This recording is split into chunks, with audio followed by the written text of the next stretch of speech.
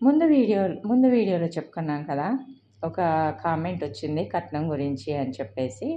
అయితే ఆ కట్నం గురించిన కామెంట్స్ కింద ఏంటంటే, ఓహ్! మేమైతే కట్నం తీసుకోకూడదు కానీ వాళ్ళైతే భరణం తీసుకోవచ్చు. దానికి మాత్రం అది వాళ్ళ సొమ్మా అని అన్నారు. ఇప్పుడు అమ్మాయి మాత్రమే నీ సొత్తు.